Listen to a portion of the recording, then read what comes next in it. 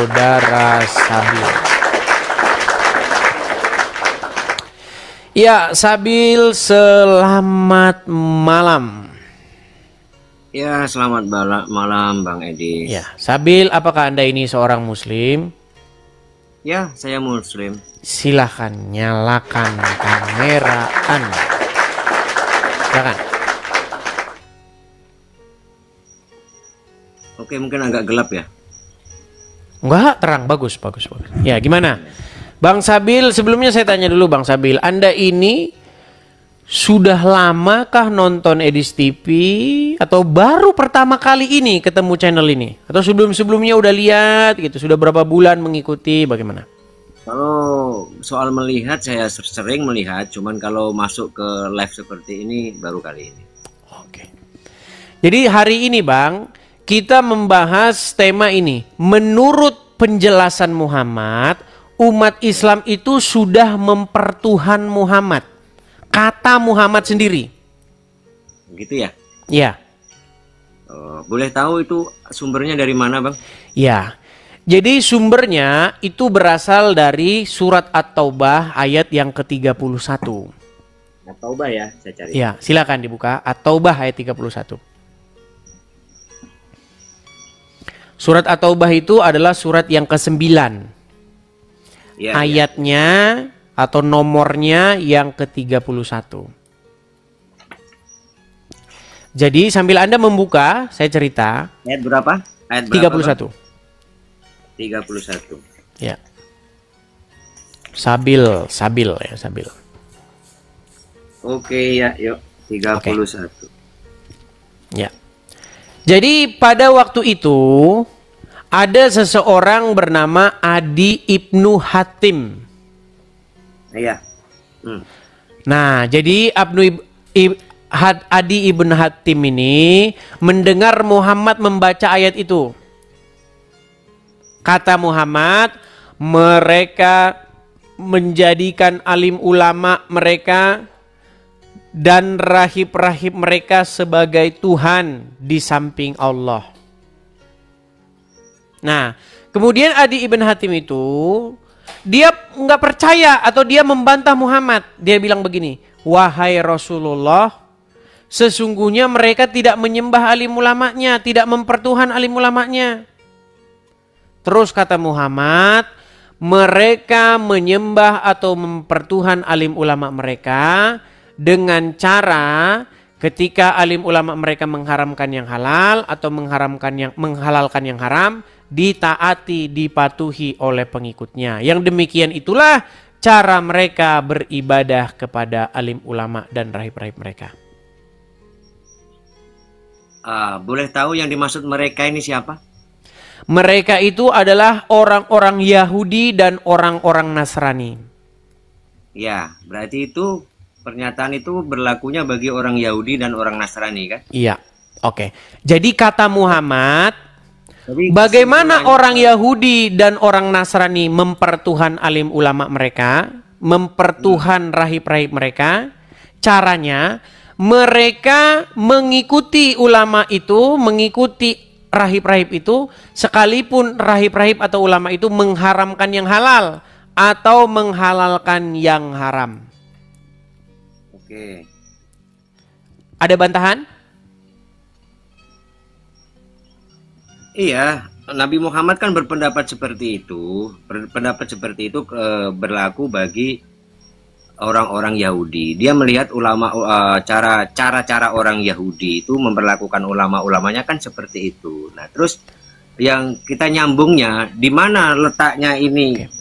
Ada kaitannya dengan apa itu judul yang di atas yang mengatakan bahwa Nabi Muhammad, umat Islam sudah mempertuhankan Muhammad. Di mana letak kata mempertuhankan Muhammadnya, Bang? Baik.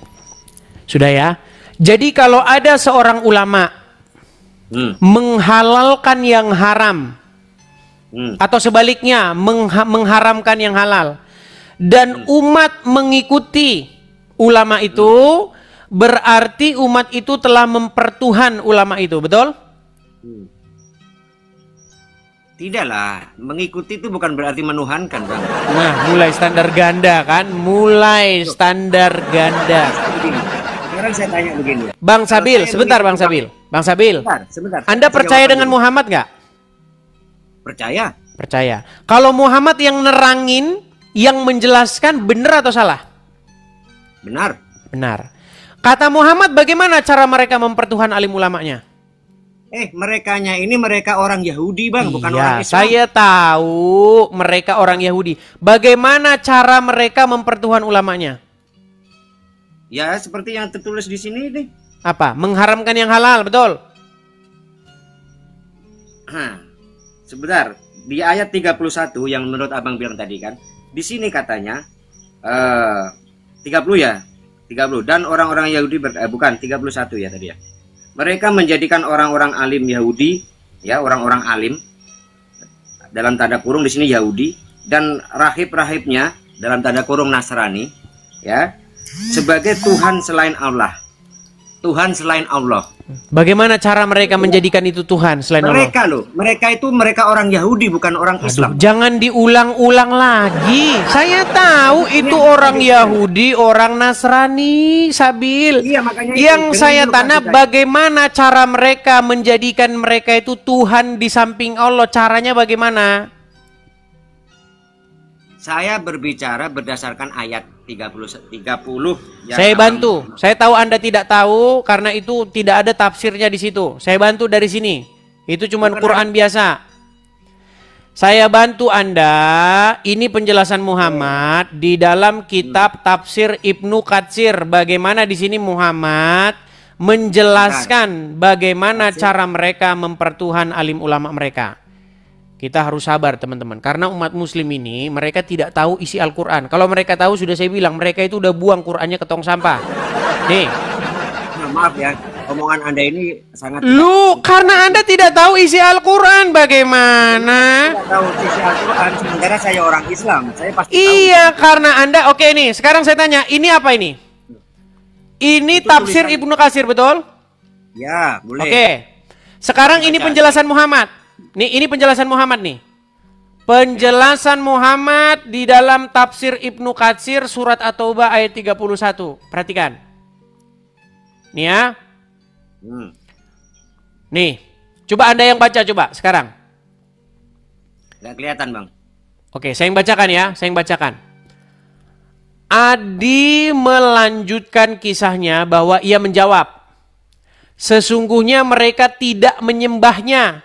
Jadi ada orang namanya Adi ibn Hatim datang kepada Muhammad waktu Muhammad baca At-Taubah 31 itu. Dia bilang begini, kata Adi yang orang Nasrani ini, bilang begini. Mereka tidak menyembahnya Rasulullah. Nggak ada kami menyembah alim ulama kami. Kata Muhammad apa? Tidak. Sesungguhnya mereka mengharamkan hal yang halal bagi para pengikutnya dan menghalalkan hal yang haram bagi mereka, lalu mereka mengikutinya. Yang demikian itulah ibadah mereka kepada orang-orang alim dan rahib-rahib mereka. Ya, terus. Jadi kata Muhammad, orang-orang Nasrani itu mempertuhan rahib-rahib dan alim ulama itu dengan cara yang begini. Anda mau bantah Muhammad nggak? Betul. Sesuai. Baik. Betul ya, terus. Sekarang saya balik dulu kamera saya. Makanya saya harus sabar ngajarin orang muslim ini. Sekarang saya mau balik omongan saya. Dengan standar, saya kasih dulu background saya. Saya kasih background saya dulu. Dengan berdasarkan penjelasan Muhammad itu sendiri, umat Islam itu mempertuhan Muhammad menurut penjelasan Muhammad itu sendiri. Sekarang saya tanya, darah diharamkan nggak oleh Al-Quran untuk dikonsumsi? Haram. Anda tahu nggak pengikut Muhammad meminum darahnya Muhammad? Saya tidak tahu. Tidak tahu, makanya Anda masih Islam. Makanya Anda masih Islam karena Anda tidak tahu. Sekarang saya tunjukkan dalilnya bahwa pengikut Muhammad itu minumin darahnya Muhammad. Nih, perhatikan. Sahabat yang meminum darah Nabi SAW. Sedangkan dalam Al-Quran minum darah itu dilarang. Darah itu haram. Ini khususnya Nama kitabnya Mafahim Yajib an Tusahhah. Ketika Nabi menyuruh sahabat membuang darah bekas bekam hijamah, ambil darah, pergi buang sana. Begitu dia ke belakang, bukan dibuang ya, diminum ya darah Nabi. Lalu dibilang, yang mana darah? Kau minum. Kata Nabi SAW, orang yang darahnya bercampur dengan darahku haram disentuh api neraka. Darah Nabi SAW. Nah, jadi ada sahabat yang meminum darah Muhammad. Apa kata Muhammad? Apakah Muhammad peduli dengan ayat Al-Quran? Muhammad nggak peduli dengan ayat Quran. Terhadap orang yang meminum darah Muhammad itu, Muhammad bilang, haram tubuhmu disentuh api neraka. Pertanyaan saya, dengan standar yang digunakan Muhammad, Muhammad menghalalkan yang diharamkan Allah nggak?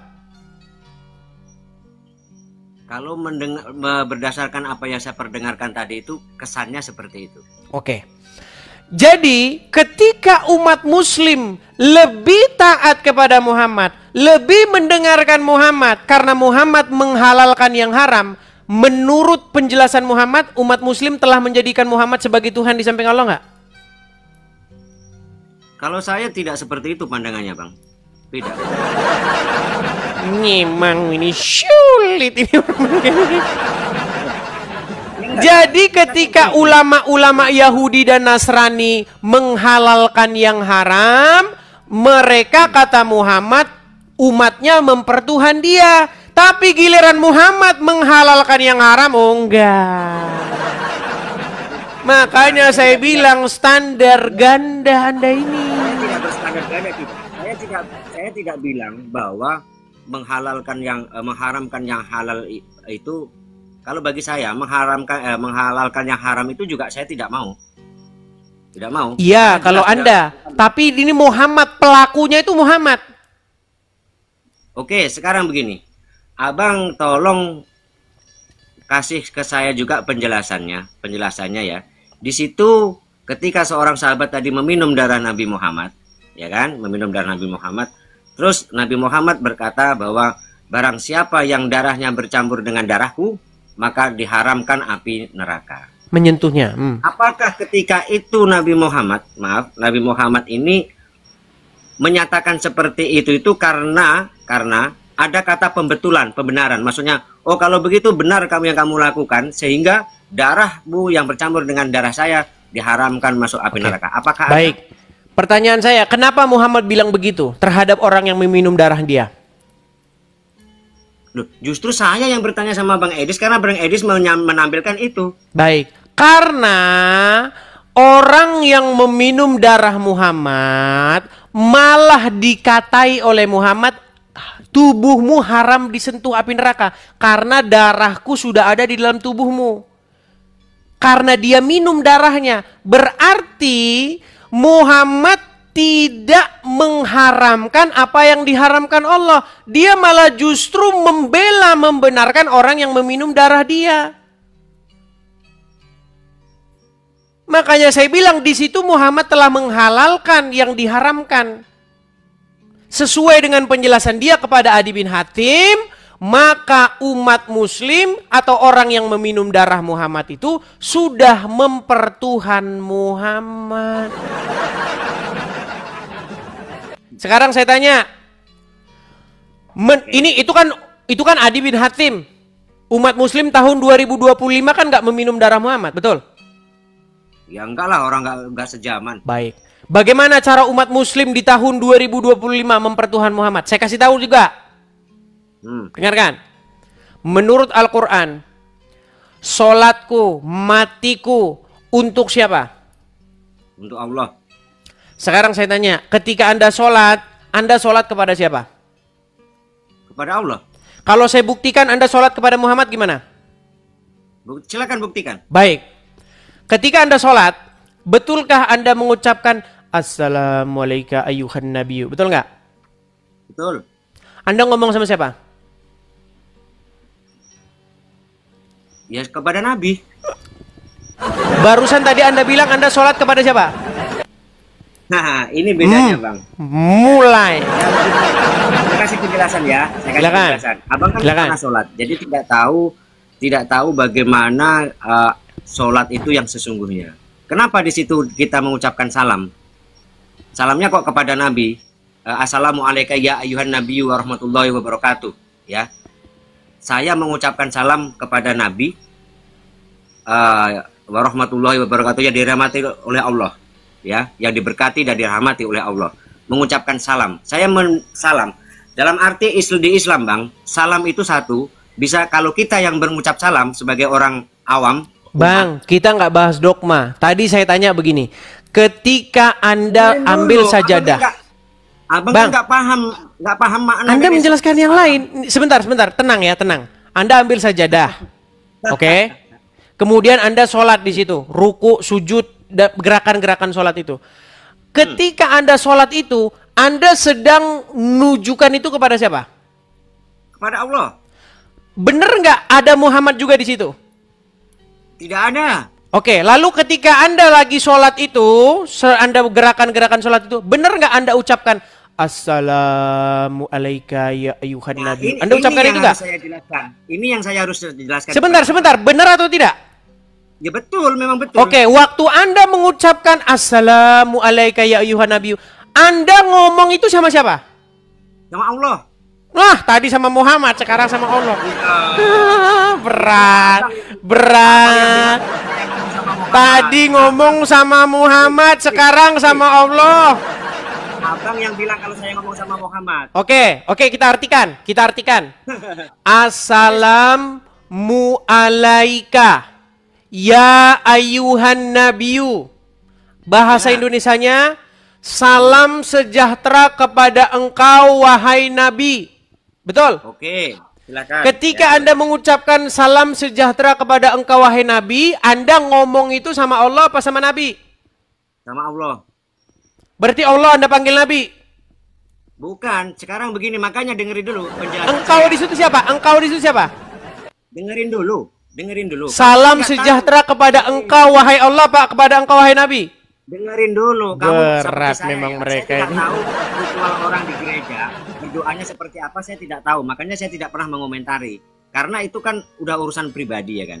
Tetapi saya kasih tahu kamu, sholat itu, hakikatnya sholat adalah kita berdoa kepada Tuhan. Kita menghadap Tuhan, berkomunikasi dengan Allah, berdoa kepada Allah. Dan salam, ya, salam ini bagi kami yang orang-orang umat ini, salam itu doa, Bang. Artinya saya mendoakan Nabi Muhammad, saya meminta kepada Allah, Assalamualaikum ya ayuhan nabiyyu warahmatullahi wabarakatuh. Ya Allah, sampaikanlah salam saya kepada Nabi Muhammad, ya. Semoga beliau diberkati. Baik. Ketika sholat. Baik. Itu hakikat. Udah bisa saya tanggapi? Silakan. Baik. Ketika Anda berkata Allahumma sholli ala Muhammad, saya tidak bahas. Dengar, saya lagi ngomong. Tadi Anda sudah ngomong, saya belum bisa. Boleh saya bicara? Iya, silakan. Ketika Anda mengatakan Allahumma sholli ala Muhammad, ya Allah limpahkanlah keselamatan atas Muhammad, berarti Anda meminta kepada Allah supaya Allah melimpahkan keselamatannya kepada Muhammad. Saya tidak bahas itu. Yang saya bahas ketika Anda mengucapkan Assalamu alayka ya ayuhan nabiyyu. Ketika Anda mengatakan salam sejahtera kepadamu, mu di situ siapa? Mu di sini ketika kita dalam keadaan sholat, mu-nya itu Allah. Berarti salam sejahtera kepadamu Allah. Makanya dengerin dulu. Memang harus berkelit orang Islam ini memang harus berkilah. Assalamu alaika, salam sejahtera kepadamu wahai Nabi. Mu di situ siapa? Maaf, mana ada kata mu di situ? Assalamu alaika itu mana ada? Ka itu apa? Ka itu apa? Assalamu alaika itu jamak, Bang. Secara jamak orangnya tidak ada di situ. Dengar. Kalau assalamu alaikum itu artinya jamak, kum itu banyak. Salah, kamu nggak ngerti salam, nggak usah ngomentari salam. Saya naikkan satu orang muslim. Nih, Ustadz, kalian nonton ini. Kalian sudah lihat ini. Iya, ini banyak yang nonton. Memang berat nih orang muslim. Assalamualaikum saja kagak tahu. Coba Rijal, naikkan, nyalakan kamera. Sebentar, tenang. Orang Kristen Rijal. mau mengomentari Islam. Tenang. Orang Kristen mau Tenang, mengomentari Sabil, Al-Quran. tenang. Ya. Tenangkan dirimu, Loh, keraskan. ini saya sudah tenang. Tenangkan dirimu, tenang. Gini. Tenang. Kalau kamu Sudah, tidak paham tenang. soal Tenang. bab soal Al-Quran, Waduh, jangan tenang. sekali-sekali membahas Al-Quran. Sudah. Kalau kamu tidak paham dengan Islam, tidak paham dengan sholat, jangan membahas soal sholat karena kamu nggak tahu sholat. Sudah? Kita begitu aja. Saya tidak paham Sudah? apa ya. Tidak paham pribadinya Bang Edis, makanya saya tidak mengomentari Bang Edis. Oke, sudah belum? Edis, Sebentar Rijal, saya mau konfirmasi Edis benar. sedikit Rijal. Saya mau konfirmasi saja. ntar dulu. Apa bedanya assalamualaikum dengan assalamualaikum? Ntar dulu. Sekarang saya kasih tahu. Ntar dulu, Dis. Begini, Tenang, Dis. Ketika tenang, kau Rijal. membahas Aduh, ini Al-Quran, pada ngomong semua ini siapa yang mau didengar Ntar ini? dulu. Saya hostnya. Ya, kau naikkan. Saya hostnya Rijal, tenang. Dengar dulu. Sebentar saja. Kau tahan dulu dirimu, tenangkan batinmu, tarik Ini saya nafas simpel, ya. dalam-dalam. Ini berat ini teman-teman Lepas. mereka ini ya. Rijal, saya tidak bahas yang lain-lain. Saya begini, tanya, Dis. apa bedanya assalamualaikum Ketika kau dengan membahas- assalamualaikum? Ntar dulu. Ketika kau membahas hadis dan Al-Quran, sama kau sedang seperti anak TK yang membicarakan. Oke lah, ilmu Rijal nih kimia. malah ngelantur. Di bawah dulu, sebentar. Saya naikkan satu muslim. Saya hanya mengkonfirmasi saja. Apa bedanya assalamualaikum dengan assalamualaikum? Kok kalian lari kemana-mana sih? Udah saya bilang assalamualaikum itu jamak, assalamualaikum itu tunggal. Kita kasih naik ada Sri Hartati. Sebentar, tenang, Ya. sabar. Ya, Orang silakan, muslim silakan. ini teman-teman pandai mengucapkan bahasa Arab tetapi tidak mengerti artinya. Diam dulu. Sebentar, Sri, nyalakan kamera Diam dulu. Nggak usah kameran. Perhatikan. Ini Sri, gara-gara kamu. Sri, tenang Sri, tenang. Edis, Sri, bikin tenang dulu, owner. tenang. Sri. Nggak usah, Sri, nggak ada tenang-tenang. Kamera Nggak di ada. mana? Nggak ada kameraan. Oh, nggak bisa. Nggak ada Saya turunkan. kameraan. Si Sri. Sri, apa kowe lali? Tung. Aduh, si Sri, kowe mbien bakol sego kucing. Nanging saiki dadi wong sugih. Kowe njur lali karo kahanan. Si Sri, aduh, si Sri.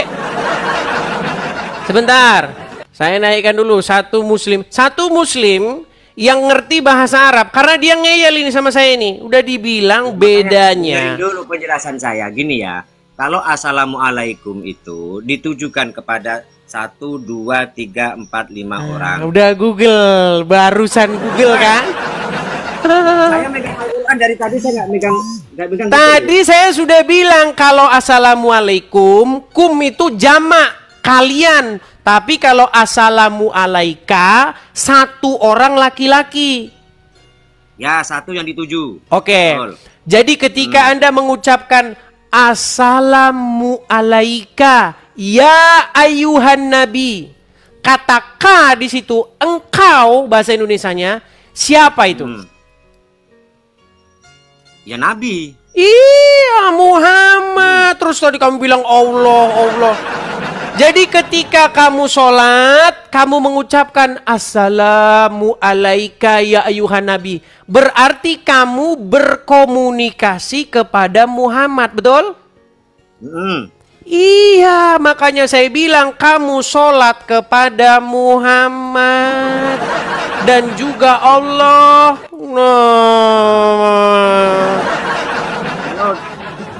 Oke, saya akuin. Soal Sudah itu, mengakui ya. sekarang? Ketika kita mengucapkan salam ketika tasyahud, ya itu kan ketika tasyahud kan.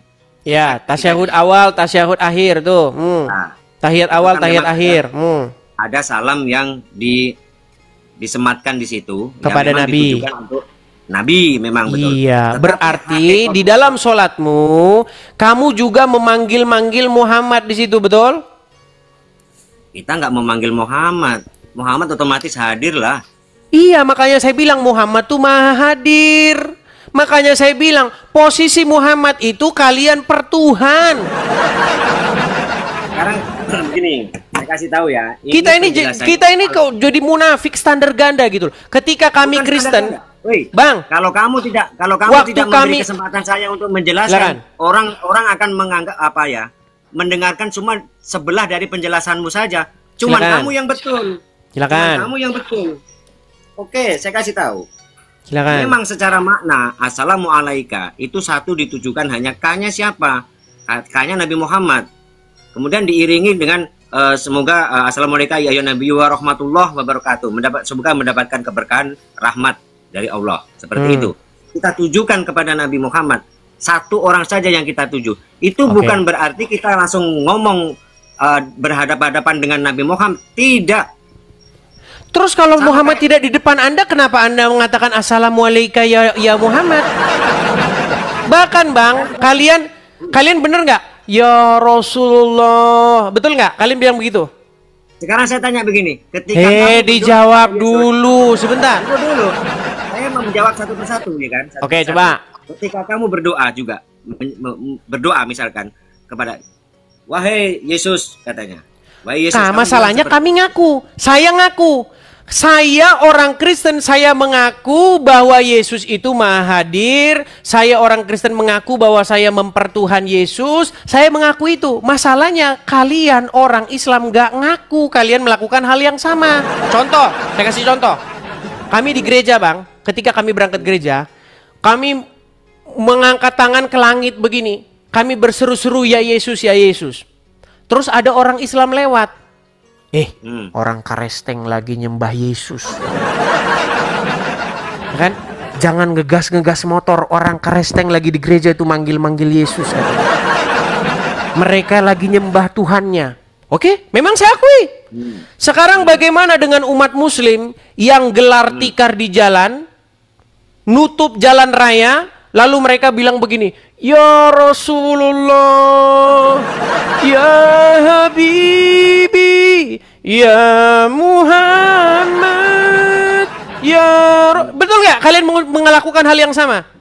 Sama. Jadi kalau orang Kristen lewat, orang Islam lagi nyembah Tuhannya Muhammad, ya jangan marah, karena kita menggunakan standar yang sama. Gimana Anda ini? Itulah yang membedakan antara Islam dengan Kristen, Bang. Yang membedakan ketika kami berseru ya Yesus, Yesus di sorga. Ketika kalian mengatakan ya Rasulullah, ya Muhammad, Muhammad ada di kuburan. Itulah bedanya. Gimana sih? Sekarang saya kasih tahu ya. Kita gimana? melantunkan syair, kita mengucapkan doa, ya, mendoakan seseorang itu, ya, misalkan, ya Allah, mudah-mudahan Bang Edis ini, berikanlah Bang Edis ini keberkahan, kerahmatan. Apakah Bang Edis harus ada di depan saya? Kalau Anda bilang ya Allah, berarti nggak ada suaranya. Nggak ada suaranya. Cek 1 2 3. Gimana? Nggak ada, hilang. Suaranya hilang. Tidak ada suara. Waduh, bagaimana ini kok tidak? Nggak ada. Cek 1 2 3. Sebentar, coba saya lihat. Suara saya terdengar, teman-teman? Sebentar, Bang. Udah kok aman kok. Ini udah mulai cari alasan ini. Udah mulai cari alasan ini, udah mulai. Bukan. Ini apa namanya? Jangan ganggunya tiba-tiba muncul, tiba-tiba. Oke, baik. Saya ulangi. Ya. Ketika Anda mengatakan ya Allah, limpahkanlah keselamatan kepada Edis gitu. Berarti Anda bukan komunikasi sama saya, tapi Anda komunikasi sama Allah, betul? Betul. Nah, ketika Anda mengatakan ya Allah, berarti Allah itu Anda anggap ada nggak di hadapan Anda? Ada. Iya. Nah, ketika Anda mengatakan ya Rasulullah, ya Muhammad, ya Nabi, berarti Anda menganggap Muhammad ada nggak di hadapan Anda? Kita tidak menganggap dia ada di hadapan kita. Nah, makanya itulah dilema kalian. Kalian tidak bisa bilang Muhammad ada karena Muhammad ada di kuburan. Bang, kalau kita mau jujur-jujuran ya, kalau kita mau jujur. Saja. Enggak. Gini ya. Kalau abang kan bilang kalau Nabi Muhammad ada di kuburan, ya. Nah, terus Muhammad ada di mana? Kalau orang Islam tuh meyakini yang begini, Bang. Memang semua masuk ke kuburan. Bahkan orang Kristen juga kan masuk ke kuburan. Bahkan Yesus juga. Nah, Yesus yang disalib itu kan dikubur juga kan? Bang, Kubur apa dibakar? Yesus yang kami imani itu, dia bangkit pada hari yang ketiga. Seandainya Tapi, Yesus... Oke, sebelum dia bangkit, apakah dia dikubur, apa Betul. dibuang, apa dibakar? Dikuburkan. Dikubur. Yang bangkit apanya? Yesus bangkit sepfisik-fisiknya, semuanya. Yang Menurut... apakah ada saksinya? Oke, Ada menurut saksinya? Injil. Oh, baik, baik. Menurut Injil, Yesus bangkit itu sefisik-fisiknya. Makanya dilihat di situ. Menurut Injil. Ya. Kan kami mengimani Injil kami. Betul. Kemudian Yesus menjumpai murid-muridnya. Ada murid-muridnya yang tidak percaya dengan kebangkitan itu. Dan dia mengatakan, sebelum saya mencucukkan jari saya ini ke bekas lambungnya, saya tidak akan percaya, kata dia. Akhirnya Yesus sendiri datang menemui murid yang tidak percaya itu dan berkata, karena kamu melihat, kamu percaya. Berbahagialah orang yang tidak melihat, namun percaya, kata Yesus. Setelah Yesus naik ke surga, dia berpesan kepada murid-muridnya, kamu sekalian adalah saksiku. Saksi dari semua yang terjadi ini. Makanya kata Yesus, mulai dari sekarang kabar tentang ini harus diberitakan kepada seluruh muka bumi. Mulai dari Yerusalem, Samaria, sampai ke ujung-ujung bumi. Makanya kami beritakan. Kami memberitakan tentang kebangkitan. Kami memberitakan tentang kehidupan kembali setelah kematian. Sedangkan kalian memberitakan orang mati yang di kuburan. Loh, sekarang saya tanya, siapa yang kalian beritakan? Muhammad. Kalian memberitakan Muhammad yang mohon maaf bahasa saya ini. Kalian memberitakan Muhammad yang orang mati itu. Sementara kami kekristenan memberitakan Yesus yang hidup, yang naik ke surga. Makanya kami punya harapan akan kehidupan itu. Kami punya harapan akan kebangkitan itu. Bukan isapan jempol dan dongeng-dongeng bagi kami. Tetapi adalah sebuah kenyataan realita yang pernah terjadi dahulu kala. Itulah yang kami beritakan. Oke, semua narasi Bang Edis saya paham. Saya bisa memahami, menerima semua penjelasan dari Bang Edis. Pertanyaan saya satu persatu aja, sedikit demi sedikit. Ketika Yesus bangkit bangkit dan menemui murid-muridnya, kemudian naik ke surga. Ada yang melihat dia naik ke surga, Bang? Baik, saya bacakan ya. Karena kita semua ini hidup di tahun 2025, kita tidak melihat ini, kita tidak menyaksikan ini, tetapi pemberitaan ini diberitakan oleh para saksi mata kepada kita. Mereka meninggalkan sebuah tulisan, laporan tertulis bagi kita, dan itulah yang kita percaya. Nih, saya tampilkan ayatnya. Di dalam Kisah Para Rasul pasal yang pertama ya Bang ya. Saya tampilkan. Perhatikan. Nih.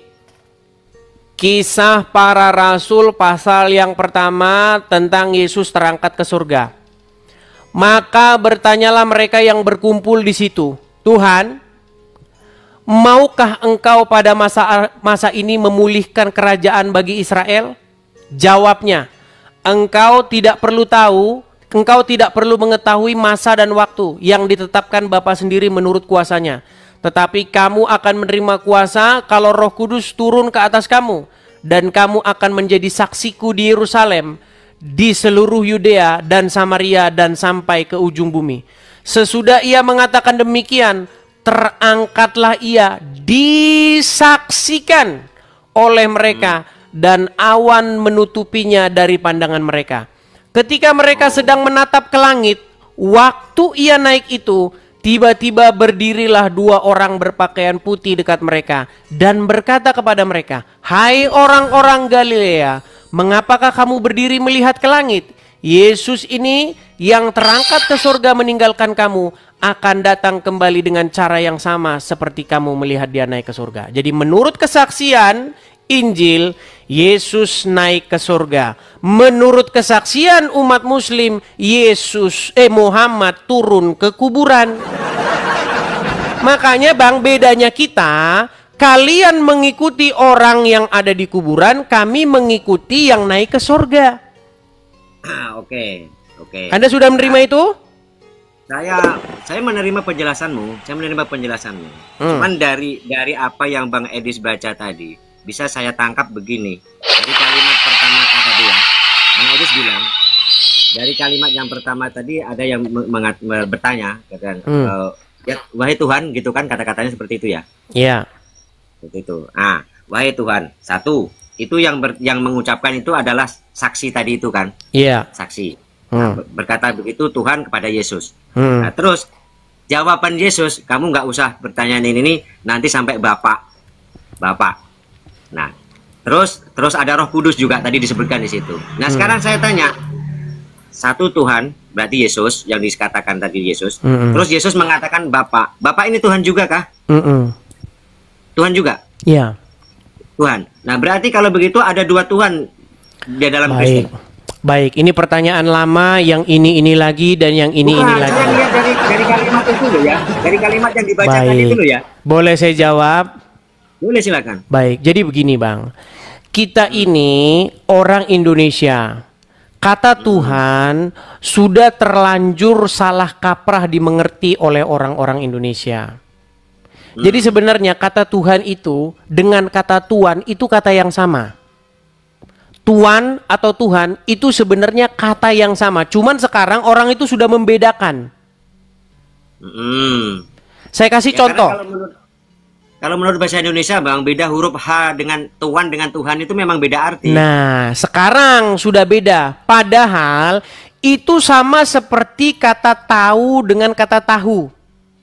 Saya nggak tahu, saya nggak tahu. Sama nggak itu? Sama. Cuman untuk kata Tuhan dengan kata Tuhan ini orang sudah membedakan. Padahal itu artinya sama. Oke, tapi dikecualikan saja itu semua. Gini, masalahnya murid-murid itu ngomong sama Yesus nggak pakai bahasa Indonesia. Betul nggak? Jadi sebenarnya kata Tuhan itu nggak ada dalam Injil. Bahasa aslinya. Sama juga kata Tuhan. Oke, sama juga kata Tuhan itu nggak ada di dalam Al-Quran. Karena Quran tuh bahasa Arab. Ya. Nah, kata Tuhan tuh dalam bahasa Arabnya apa? Rob. Di dalam Al-Quran, Nabi Yusuf itu menyebut manusia sebagai Rob, Allah sebagai Rob. Robnya dia dua. Manusia Robnya dia, Allah Robnya dia. Berarti Robnya dia dua nih. Kalau dengan permasalahan yang sama Anda utarakan kepada saya, Yesus manusia dipanggil Tuhan, Bapak Tuhan juga, berarti dua. Sebenarnya ini blunder bagi kalian. Kenapa kalian mempermasalahkan itu sementara di Quran Nabi Yusuf sendiri mengatakan ada manusia sebagai Robnya. Jadi ini sebuah kesalahpahaman Bang ketika orang membaca terjemahan. Tapi kalau dalam bahasa Jawa, kata itu tidak membuat orang tergelincir. Kalau dalam terjemahan bahasa Indonesia memang sering membuat orang salah paham. Saya kasih contoh. Orang Jawa kalau memanggil orang yang duduk di singgasana raja, dia panggil apa? Sinuwun. Gusti, betul? Gusti. Ya. Gusti bisa, Sinuwun bisa. Ya, Gusti, begitu. Siap, daulat Gustiku, betul? Ketika dia panggil manusia yang berkuasa, dia panggil Gusti. Yang di langit sana dia panggil Gusti juga nggak?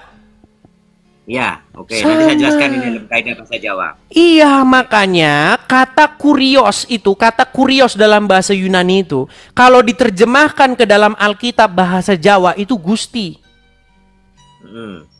Dan itu nggak masalah Bang. Yesus Gusti, Bapa di surga Gusti, Roh Kudus Gusti. Itu maksudnya adalah sesuatu yang kepadanya Anda menaklukkan diri. Sama itu dengan kata Rob. Rob itu juga begitu. Ketika Anda memanggil sesuatu Rob, berarti Anda itu menaklukkan diri Anda kepadanya. Contoh, ketika seseorang menaklukkan diri kepada setan, dia menjadi pengikut setan, tahluk tunduk mengikuti setan. Berarti setan itu menjadi robnya. Tetapi ketika Anda tahluk patuh tunduk kepada Allah, berarti Allah itu menjadi robmu. Nah sama bang, seorang Kristen yang sejati, dia itu harus menjadikan Yesus itu sebagai gustinya. Menjadikan Bapa di sorga sebagai gusti, menjadikan Roh Kudus sebagai gusti. Artinya begini bang, ketika Anda jadi Kristen, Anda harus menaklukkan diri kepada Bapa di sorga. Caranya bagaimana? Caranya Anda juga harus menaklukkan diri kepada firman-Nya, titahnya. Firman-Nya itu sudah menjadi manusia, namanya Yesus.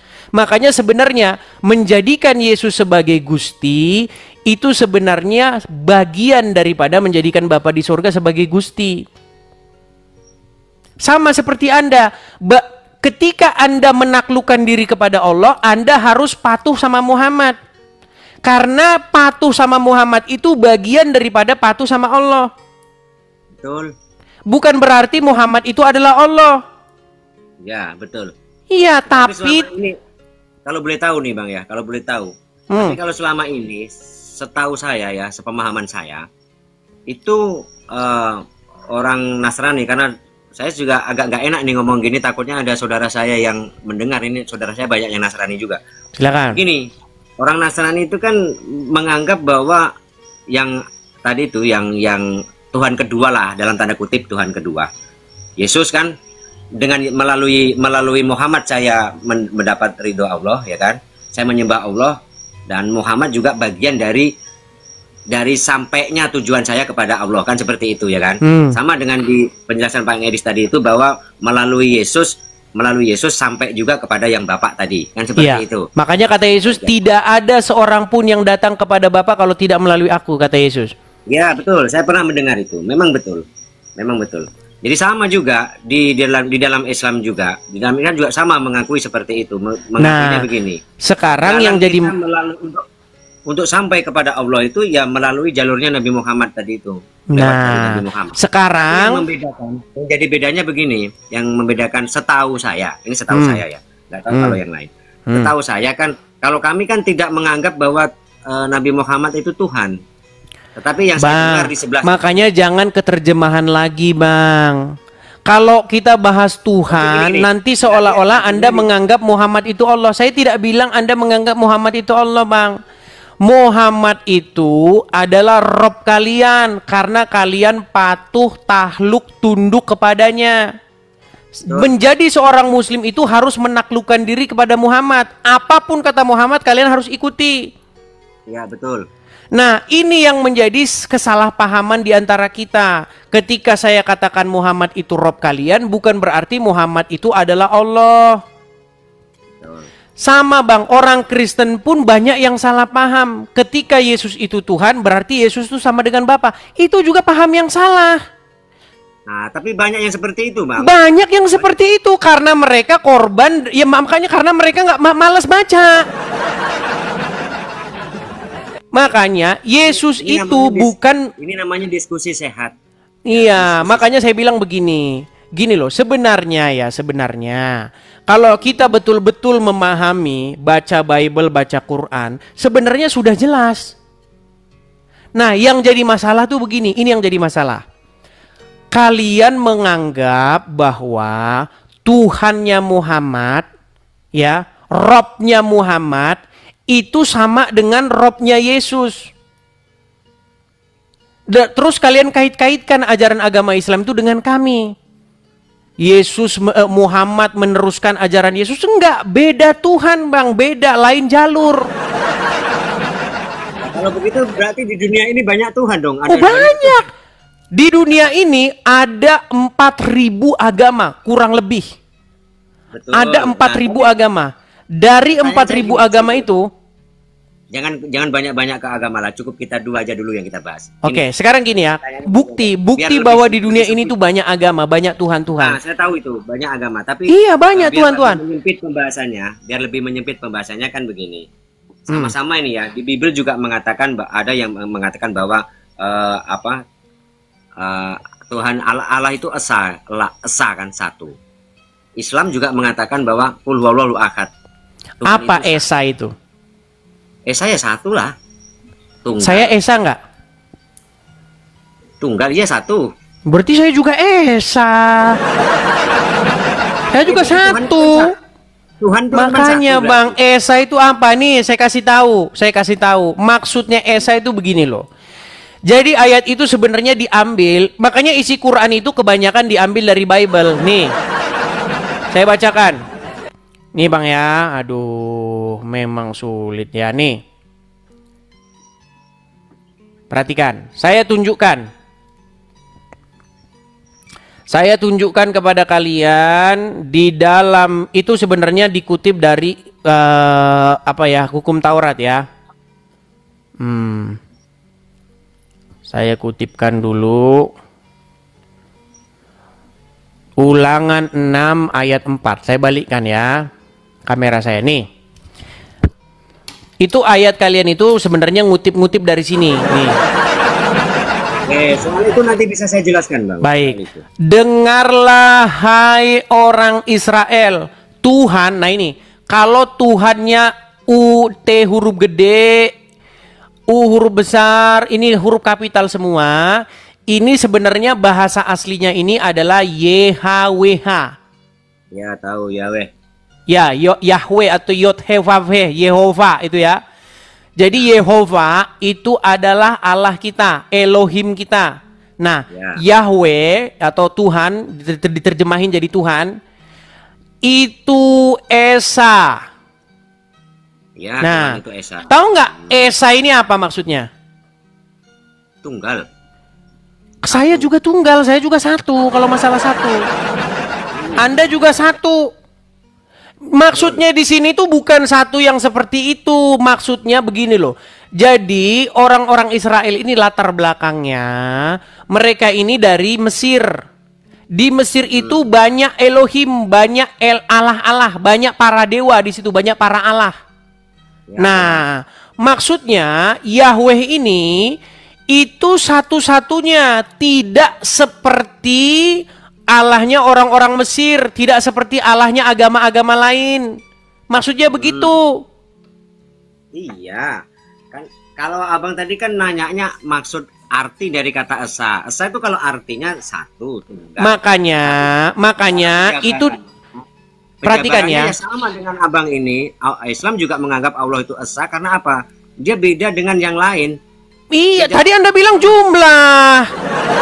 Tadi Anda bilang masalah jumlah. Itu bukan masalah jumlah, itu masalah pembedaan dia yang tidak seperti Allah-Allah bangsa lain. Nih, perhatikan. Perhatikan, nih. Nih ya. Ini perkataan orang-orang ahli Taurat ya dan ahli-ahli Farisi kepada Yesus. Perhatikan.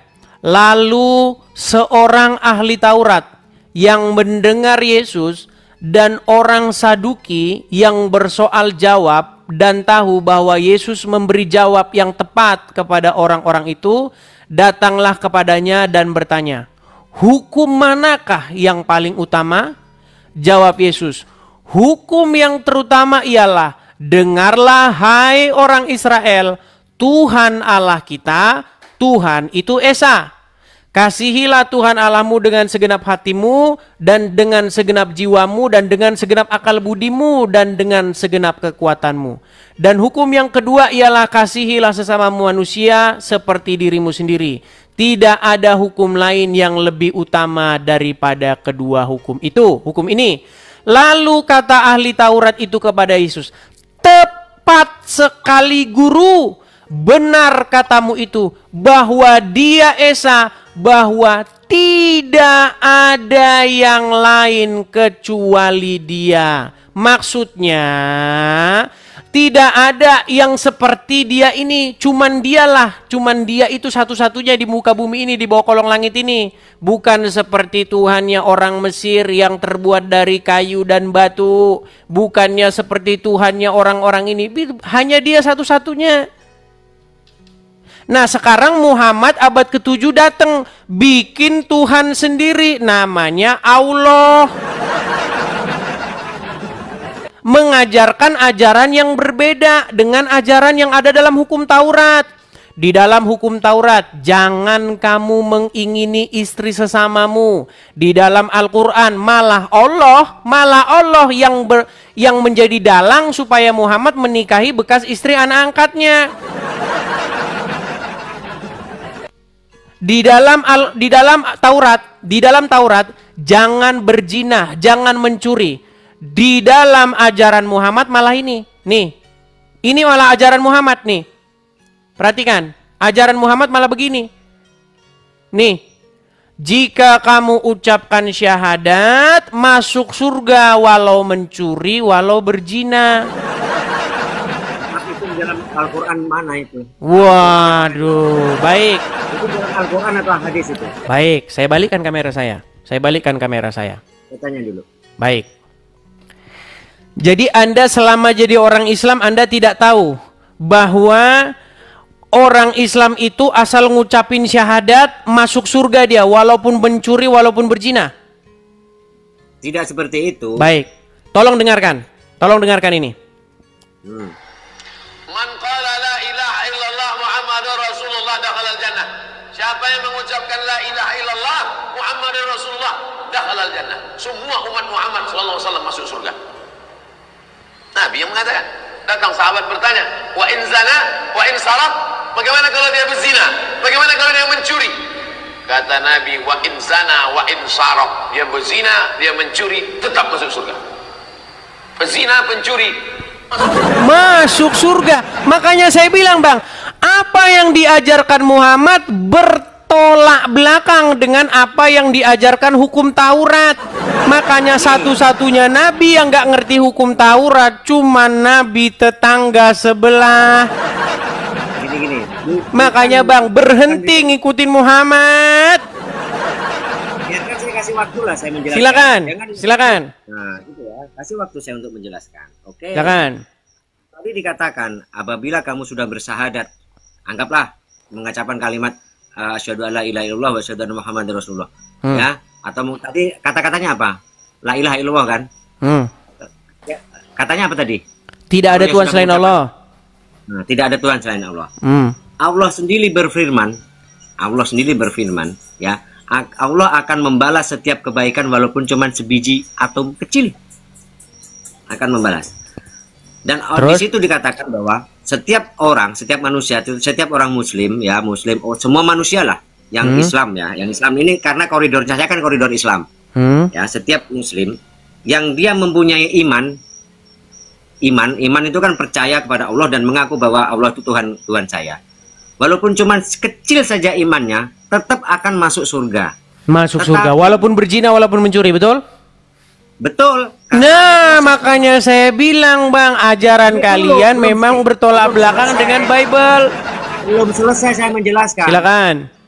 Nah, di dalam Islam itu kan ada yang namanya yaumul hisab, hari perhitungan.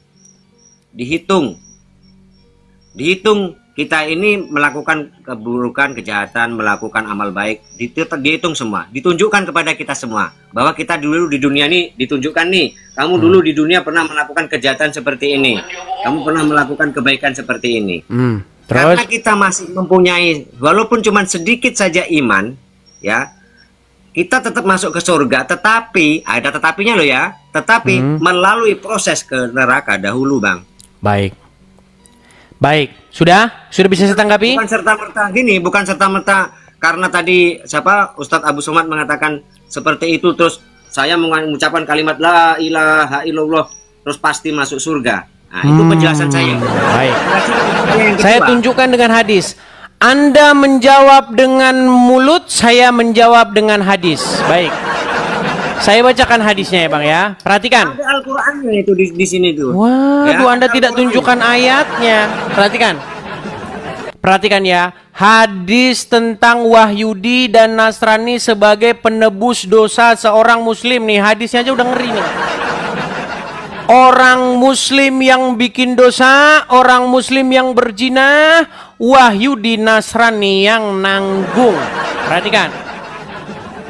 Pada hari kiamat kelak. Oh, saya baca dari atas. Itu hadis siapa itu? Hadis dari riwayat siapa? Waduh. Riwayat Muslim, Bang. Hadis riwayat Muslim. Oke, kalau Muslim saya percaya itu sahih. Baik, saya bacakan. Bahwa Rasulullah bersabda. Perhatikan. Ya. Seorang muslim apabila ia masuk surga, maka orang kafir akan menggantikannya di neraka. Rasulullah bersabda. Ya, betul. Perhatikan ya. Hmm. Pada hari kiamat kelak, Allah Ta'ala akan menyerahkan seorang Yahudi ataupun seorang Nasrani kepada setiap orang Muslim. Kemudian Allah Ta'ala akan berfirman, inilah penebusmu dari siksa api neraka. Makanya saya bilang, Bang, Anda ngomong tadi panjang lebar, ditebus, hisap apa segala macam pembalasan, nggak ada yang nanggung Wahyudi dan Nasrani. Gimana sih? Makanya kalau ada pejabat kita yang korup, tenang, tenang, yang nanggung nanti Wahyudi dan Nasrani. Tinggal ucapin syahadat aja masuk surga. Saya kasih. Indahnya ajaran agama Islam. Gimana sih? Ini saya kasih tanggapan versi saya. Silakan. Nah, oke, balik dulu kameranya biar enak. Oke, saya balikkan kamera saya. Aduh, berat mereka ini teman-teman. Yang mengingkari hadisnya sendiri. Silakan. Jadi kan begini. Kenapa orang Yahudi dan orang Nasrani, ya, Yahudi yang Nasrani itu kok menjadi apa tadi bilang penebus ya? Penebus. Menjadi penebus bagi orang-orang Islam, orang-orang Islam. Karena di dalam Islam, Yahudi dan Nasrani itu kan dilabeli kafir. Kafir itu dari kata kufur. Kufur itu mengingkari, ya, ingkar. Dia mengingkari bahwa adanya Allah. Dia mengingkari adanya Nabi Muhammad, ya kan? Dia mengingkari. Itu sebagai bentuk apa? Balasan mereka bagi orang Yahudi dan orang Nasrani yang kafir tadi itu menggantikan posisi, menggantikan kita. Kalau bahasanya Bang Edis kan sebagai tebusan kita tadi itu ya. Kenapa dijadikan tumbal, ibaratnya kalau orang Jawa bilang tumbal aja lah, gampang. Kenapa dijadikan tumbal bagi orang-orang Muslim? Ya karena itu tadi. Tetapi yang saya tahu, Bang, yang setahu saya yang pernah saya ngaji itu, setiap manusia, ya orang Islam pun, dia suatu saat kelak akan tetap naik ke surga, entah kapan waktunya. Karena apa? Apabila dia masih memiliki iman. Lah kalau misalkan memang terus digantikan oleh orang itu, tetap saja orang Islam ini melalui proses yang seperti itu, Bang. Tetap diproses dulu di dalam neraka, kemudian baru diangkat. Sudah? Tidak kok otomatis. Oh, saya udah ada, misalkan saya digantiin sama Bang Edis dimasukin neraka, terus saya langsung otomatis masuk surga. Oh, tidak seperti itu, Bang. Tidak sudah? Seperti itu. Ya. Baik. Saya sebenarnya bisa menjelaskan itu, Bang. Jadi, kalau kita membaca Al-Quran, sebenarnya penyebabnya bukan itu. Jadi gini, saya kasih cerita. Jadi Muhammad ini waktu jadi nabi, dia itu melawan Ka'bah, melawan orang-orang Quraisy. Bahkan kiblatnya orang Muslim dulu bukan ke Ka'bah. Tahu nggak? Betul. Dulu kiblatnya adalah ke kiblatnya orang-orang Wahyudi. Ya, di Masjidil Aqsa. Tapi karena orang-orang Yahudi tak jua kunjung percaya kepada Muhammad, tak jua percaya bahwa Muhammad itu nabi, akhirnya Muhammad sakit hati sama orang-orang Yahudi dan Nasrani, akhirnya dia balik lagi ke kiblatnya orang Quraisy. Jadi sebenarnya Muhammad tuh, Bang, dia tuh cari pendukung. Dia cari pendukung kepada orang-orang Wahyudi dan Nasrani, mereka nggak terima, akhirnya kiblatnya balik lagi ke Ka'bah. Saya bacakan riwayatnya. Anda nggak belajar agama Islam. Itu sebenarnya Muhammad tuh atit hati. Nih, saya bacain. Dulu kiblatnya, perhatikan, ya. Ketika Rasulullah SAW di Mekah, nih, cerita tentang pemindahan kiblat. Ya, bagaimana dulu kiblatnya itu ke Masjidil Haram, ke Masjidil Aqsa. Nih, pelajaran penting dari pemindahan kiblat. Pemindahan arah kiblat adalah ujian untuk kaum muslimin, orang musyrik, orang Yahudi dan orang munafik. Kaum muslimin mau diuji apakah mau mendengarkan dan taat atau tidak. Sebenarnya gara-gara Muhammad tidak dapat dukungan. Sekarang saya Bang, saya mau tanya Bang, jujur sama Abang, Bang. Dulu Ka'bah itu jadi tempat penyembahan berhala, betul nggak? Betul. Sebentar, saya tunjukkan hadisnya ya. Ya betul, saya udah tahu itu. Bentar. Nih, saya tunjukkan gambarnya. Nih. Saya kasih gambarnya. Inilah gambar Ka'bah dulu. Ya. Ini sebagai ininya. Dulu Ka'bah menjadi tempat penyembahan berhala. Kemudian Muhammad ingin melawan tempat penyembahan berhala ini. Kiblatnya Muhammad kemana? Kiblatnya Muhammad kemana dulu? Ke Masjidil Aqsa. Ke Masjidil Aqsa. Tapi, apakah Muhammad mendapat dukungan dari orang-orang Yahudi dan Nasrani? Ya tentu saja tidak lah. Tidak, akhirnya dia balik lagi ke kiblatnya yang lama. Balik lagi ke kiblatnya yang lama. Ini kiblatnya nih, kiblat lamanya. Oke. Dulu kiblatnya ini. Ya, Nih, tahu. balik lagi dia ke sini, Bang. Balik lagi ke kiblat ini. Makanya dari rumah berhala dipoles jadi rumah Tuhannya Yahudi, padahal tidak benar. Makanya Bang, Ka'bah ini dari dulu tempat orang tawaf sambil telanjang. Dulu mereka tawaf sambil telanjang di sini, betul? Betul. Sekarang sudah dimodifikasi tawaf pakai kain ihram.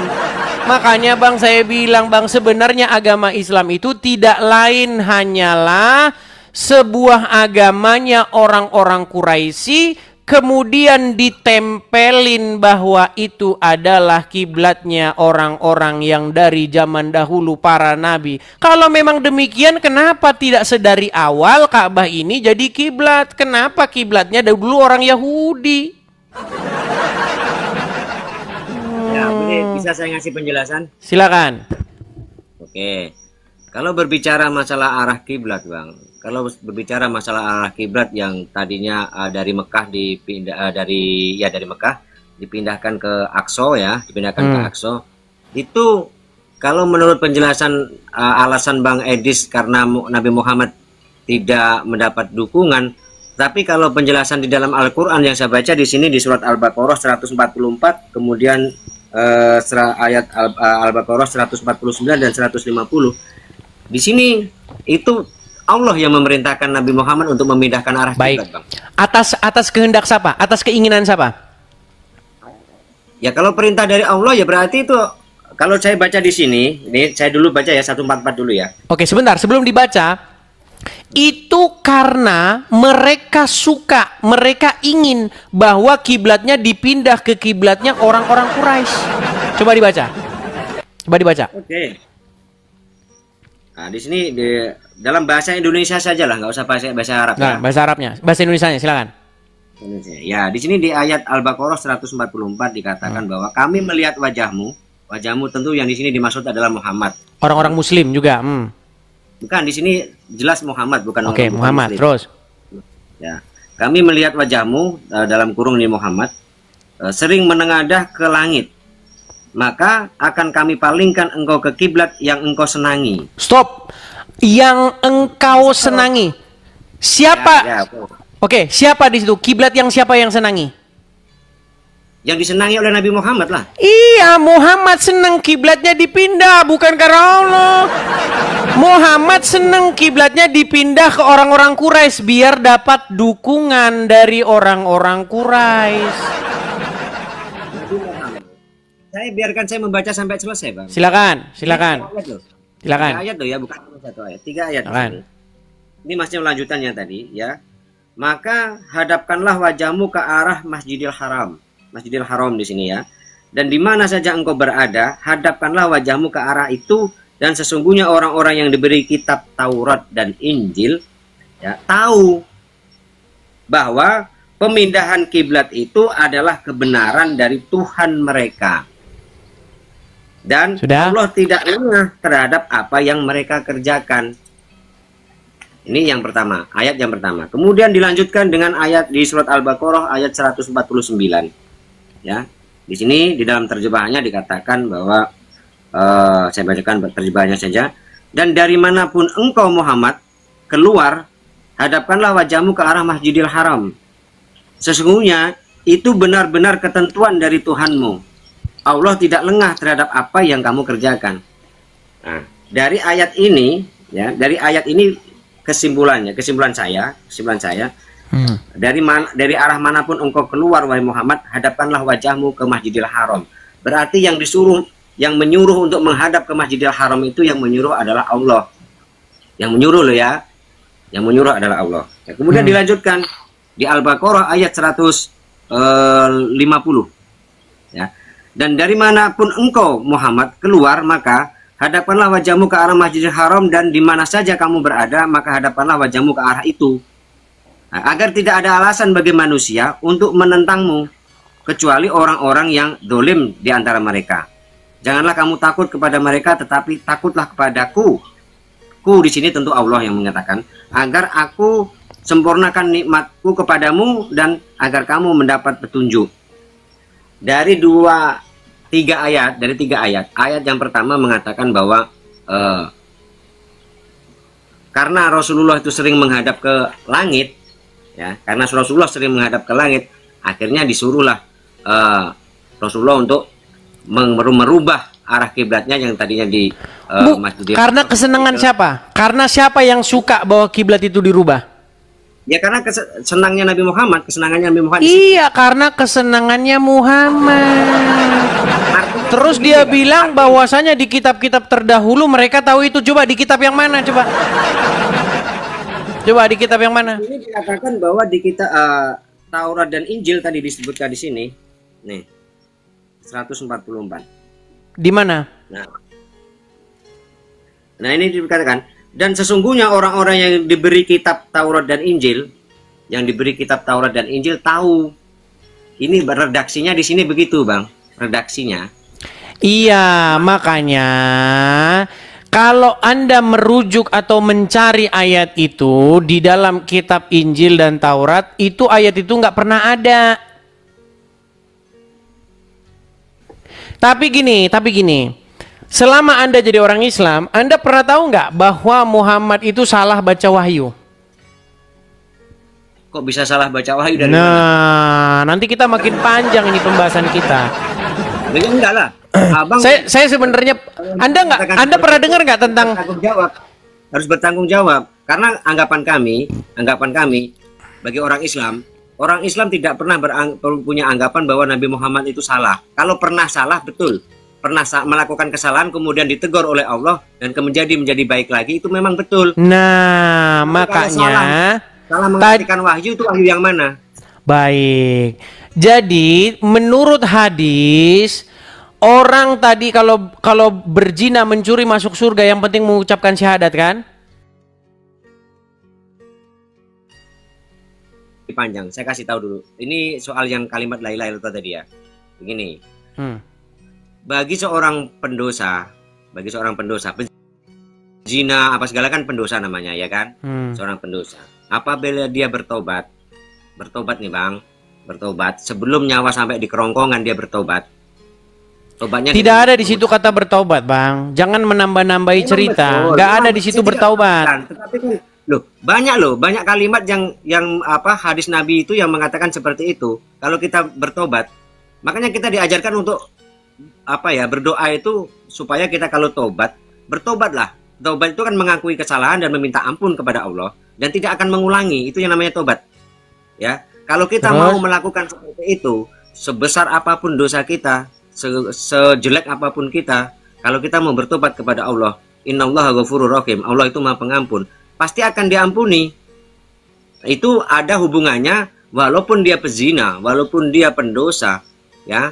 Tetapi kalau dia mengucapkan kalimat la ilaha illallah, berarti dia melakukan pengakuan kesadaran penuh bahwa tiada Tuhan selain Allah. Artinya dia menyadari bahwa dia itu harus menyadari salah. Dan dia berbuat kebaikan kembali. Bahkan sebelum nyawa di kerongkongan, kalau dia menyebutkan kalimat la ilaha illallah, walaupun dosanya banyak, langsung masuk ke surga. Betul. Diyakini seperti itu. Karena yaitu tadi, inti dari semuanya adalah innallaha ghafurur rahim. Allah itu Maha Pengampun. Selagi kita masih mau menyebut kalimat la ilaha illallah, bertobat, kita pasti masuk surga. Karena tidak semua orang bisa seperti itu, Bang. Bahkan saya, maaf, yang mungkin ya sholat saya jungkir balik tiap hari, sehari semalam, puasa segala macam, belum tentu juga saya ketika mati bisa menyebutkan kalimat la ilaha illallah. Belum tentu. Sudah? Iya, silakan. Jadi Anda mengatakan kalau bertobat pasti masuk surga, betul? Iya, pasti masuk surga, tapi melalui proses tadi yang saya sebutkan di awal. Baik. Jadi kalau bertobat pasti masuk surga. Saya akan tunjukkan ayat di dalam Al-Quran. Kalau Anda bertaubat belum tentu masuk surga. Makanya teman-teman, orang muslim ini tidak pernah tahu isi Qur'annya. Saya tunjukkan ayatnya ya. Ayat berapa? Perhatikan. Aja Al-Qur'annya, Surat At-Tahrim ayat yang ke-8. Al-Tahrim. Silakan dicek. Wahai orang-orang yang beriman, bertaubatlah kepada Allah dengan taubatan nasuha. Coba Bang, nanti banyak orang yang nggak tahu nasuha ini apa. Saya tanya, Ya. taubat nasuha itu apa? Ya, taubatan nasuha ya taubatan yang sesungguh-sungguhnya taubat. Oke, taubat yang murni, yang tidak akan lagi mengulangi hal yang sama, betul? Betul. Apa janji Allah kalau seseorang sudah taubat yang murni? Apa? Pasti atau mudah-mudahan? Ya di situ loh, saya belum ketemu di sini. Mudah-mudahan ini loh. Hai orang-orang yang beriman, bertobatlah dengan tobat yang paling murni. Mudah-mudahan Robmu akan menutupi kesalahan-kesalahanmu. Mudah-mudahan, Bang. Jadi dari mana Anda bilang pasti dia mana? Pastinya itu Bang, tadi Ini mudah-mudahan atau pasti? ya di situ memang kalimatnya mudah-mudahan. Terus dari mana Anda katakan pasti? Ya dari ayat-ayatnya Allah juga. Mana pasti mana? Bang, Al-Qur'an ini wahyu atau bukan sih? Wahyu. Oke, yang ngomong mudah-mudahan Tuhanmu akan mengampuni kesalahanmu ini yang ngomong siapa? Kalau yang namanya wahyu itu pasti perkataan Tuhan. Berarti Allah berkata, mudah-mudahan Tuhanmu akan mengampuni kesalahanmu. Iya. Ini Allah lagi ngomong sama siapa? Ya sama-sama orang-orang, sama makhluknya lah. Oke, Allah lagi ngomong sama manusia, mudah-mudahan Tuhanmu mengampuni. Tuhanmu yang mana lagi? Makanya saya bilang, ini Bang, mustahil ini firman Tuhan, ini buku diare orang. Ini orang nulis pesan, hai orang-orang yang beriman, bertobatlah kepada Allah, mudah-mudahan Tuhanmu.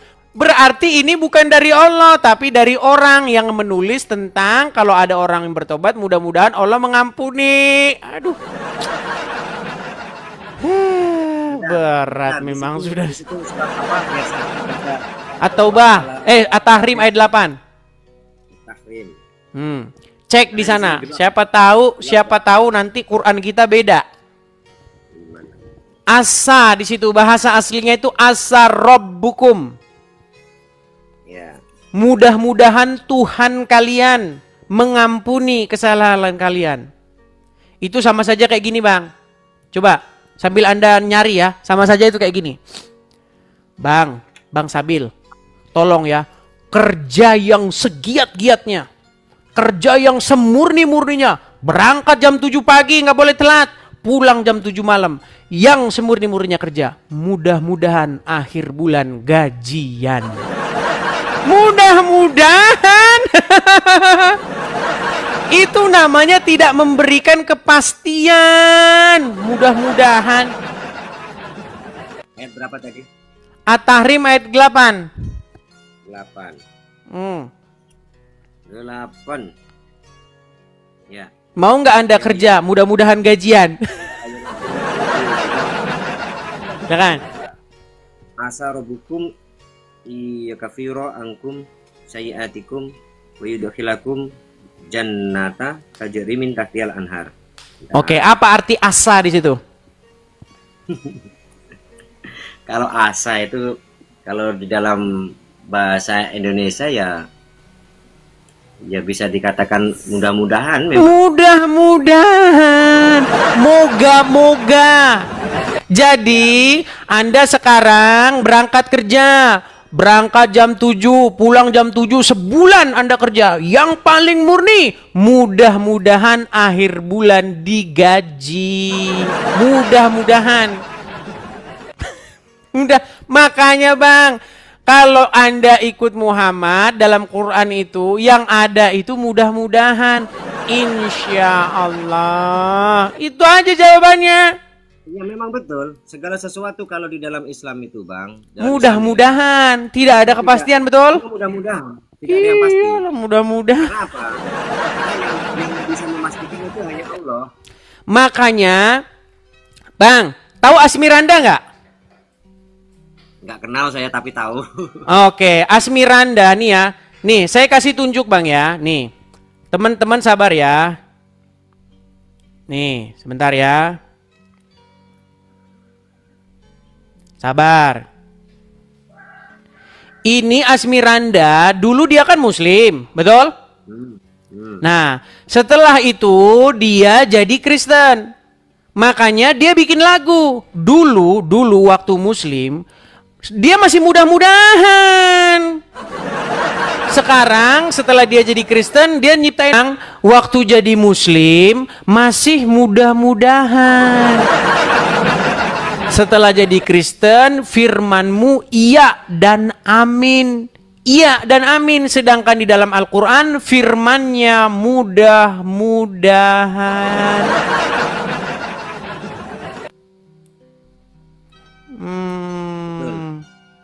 Iya, jadi ibarat kata Anda masih mudah-mudahan Bang. Mudah-mudahan. Moga-moga. Moga-moga. Iya. Ya, mudah-mudahan kalau saya kan begini, Bang, ya. Di dalam Islam itu kan diajarkan untuk kenapa kita tidak boleh memastikan sesuatu itu harus pasti. Tidak. Kenapa harus mengatakan insya Allah? Artinya apa? Kita diajarkan untuk selalu melibatkan Allah di situ. Kalau orang yang ngomong di dalam Bible juga ada. Di dalam Bible ada satu ungkapan begini. Jikalau kamu hendak pergi ke si anu atau berapa si anu, janganlah kamu katakan iya, tapi katakanlah jika Tuhan mengizinkannya. Ada di dalam Bible. Kalau orang yang ngomong, contoh, saya janji nih sama Anda nih, bro, besok gua datang ke rumah lu jam sekian. Nggak boleh dalam Kristen dibilang, ya besok saya pasti nggak bisa. Jika Tuhan izinkan, besok saya datang. Kalau orang yang ngomong, tapi kalau Tuhan yang ngomong gimana? Kalau Tuhan yang berjanji gimana? Janji Tuhan. Masa janji Tuhan mudah-mudahan? Itu berarti yang janji bukan Tuhan, yang janji orang. Terlepas dari apa? Saya memang kurang begitu paham ilmu nahwu sorob soal bahasa Arab. Saya memang kurang begitu paham ya. Tidak pintar saya. Ngerti, cuman kalau pintar tidak. Terkadang kalau kita kembalikan tadi ke perkataan Bang Edis, bisa jadi karena itu pakai terjemahan, bisa jadi mereka juga cara menerjemahkannya mungkin ada kesalahan di menerjemahkannya juga. Salah terjemahan. Mungkin dalam arti dia mau mengambil kalimatnya itu mungkin kayak kalau saya bilang. Oke, coba tunjukin Quran terjemahan mana yang mengatakan pasti. Coba. Di Quran mana yang terjemahannya pasti masuk surga, mana? Ya memang kalau selama ini yang ada di Indonesia ya belum ada. Ya nggak ada, Bang. Bahkan pasti bukan sebentar. Ini yang bersangkutan dengan ayat yang tadi atau ayat yang lain? Tentang ayat yang tadi itu, coba di dalam terjemahan At-Tahrim ayat 8, di mana terjemahan yang mengatakan pasti masuk surga, di mana? Ya, kalau yang itu memang saya pernah membaca yang terjemahan lain juga memang di situ mudah-mudahan memang betul, mudah-mudahan. Oke. Jadi sebenarnya tidak ada jaminan masuk surga di dalam agama Islam, betul? Tidak ada jaminan keselamatan, betul? Tetapi kalau melihat surat yang lain, Bang, ada. Baik. Anda tahu Quraisy Shihab nggak? Tahu. Oke. Anda akui nggak Quraisy Shihab itu sebagai pakar agama Islam? Dia ada tafsirnya itu, tafsir Quraisy Shihab, tahu? Tafsir Al-Misbah ya. Perhatikan, perhatikan. Ya, kesempatan untuk bertanya saya ataupun Edi ya. Tentang kemuliaan di sisi Allah Pak Quraisy. Itu kan kalau Nabi Muhammad kan sudah istilahnya sudah dijamin sebagai manusia yang paling mulia yang masuk surga gitu. Nah, untuk kita manusia-manusia yang hidup zaman sekarang ataupun masa depan masa yang akan datang gitu, apakah ada kemungkinan untuk bisa mengejar status seperti itu Pak Quraisy? Paling tidak ya gitu, hampir seperberapanya lah gitu agar kita merasa yakin. Iya, satu hal dulu, tidak benar, saya ulangi, tidak benar bahwa Nabi Muhammad sudah dapat jaminan surga. Kaget kan? Ini seorang pakar agama Islam. Tidak benar Muhammad dijamin masuk surga. Lalu ngamuk-ngamuk para ulama yang lain. Hai. Waduh. Makanya saya bilang, seandainya Quraisy Shihab yang naik ke sini, seandainya ulama-ulama yang naik ke sini, dia akan mengiyakan saya. Makanya ustadz-ustadz nggak berani naik sini. Begini, saya mengakui kalau Quraisy Shihab mungkin lah karena saya tidak tahu betul benar dan enggaknya. Dari suaranya sih saya memang kayak Profesor Quraisy Shihab ya.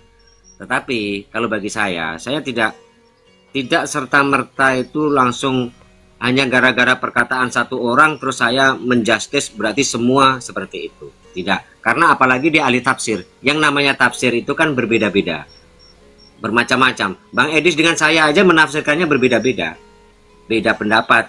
Itu wajar dalam Islam.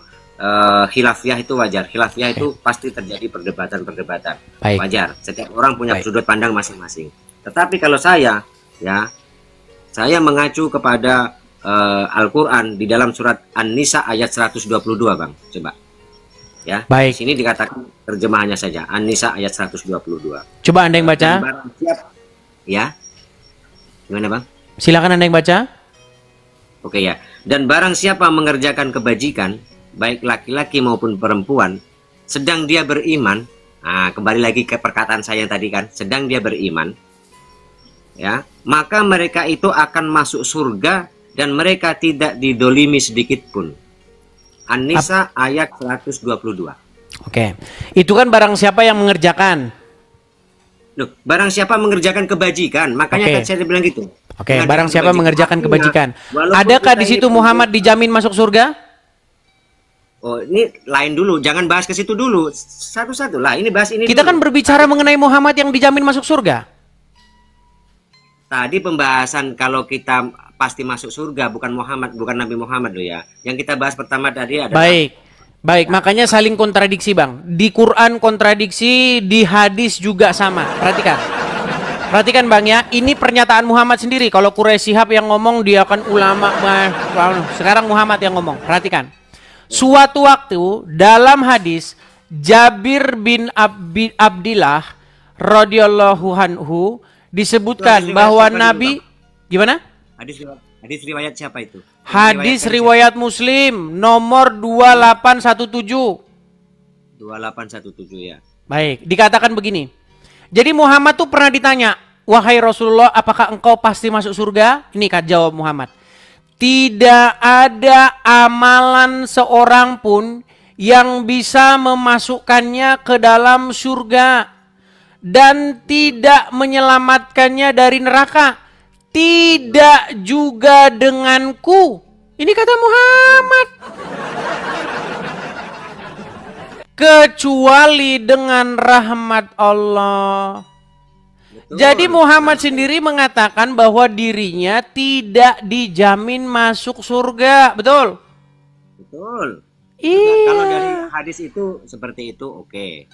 Terus dari mana kalian mengatakan Muhammad dijamin masuk surga? Jelas kan? Terus ada lagi? Tidak ada jaminan di dalam Islam itu masuk surga. Bahkan nabinya sendiri sampai sekarang masih didoa-doakan. Bang, bener nggak bang? Anda sekarang itu masih doa-doakan Muhammad. Iya. Ya Allah, limpahkanlah keselamatan kepada Muhammad dan keluarganya, betul? Iya. Betul. Artinya Muhammad masih didoa-doakan kan? Betul. Ngapain bang ikutin yang masih didoa-doain biar diselamatkan? Karena begini bang, karena begini. Nah, kalau dalam Islam ini memahaminya seperti ini. Hakikatnya doa, ya ini kita bicara hakikat doa. Hakikat doa itu adalah kembali kepada diri kita bang. Saya mendoakan, ya Allah, mudah-mudahan Bang Edis ini mendapat hidayah, kemudian dia mau masuk Islam, mau melakukan kebajikan, beramal soleh, mudah-mudahan dijauhkan dari segala penyakit, dihindarkan dari segala fitnah, mudah-mudahan, ya kan? Minta, kita mendoakan Bang Edis. Padahal secara ilmu mungkin Bang Edis ini kan seharusnya sudah layak tuh, layak masuk surga. Harusnya dari segi ilmu misalkan ya kan. Tetapi saya masih tetap mendoakan kepada Bang Edis. Kenapa? Kenapa kita nggak minta doa kepada buat diri kita sendiri aja?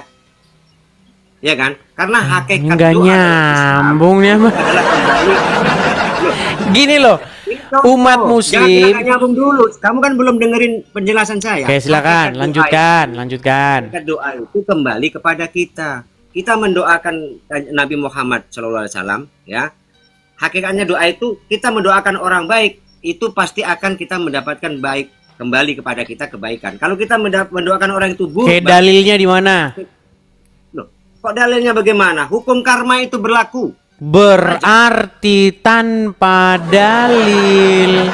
Sedangkan saya berbicara dengan dalil.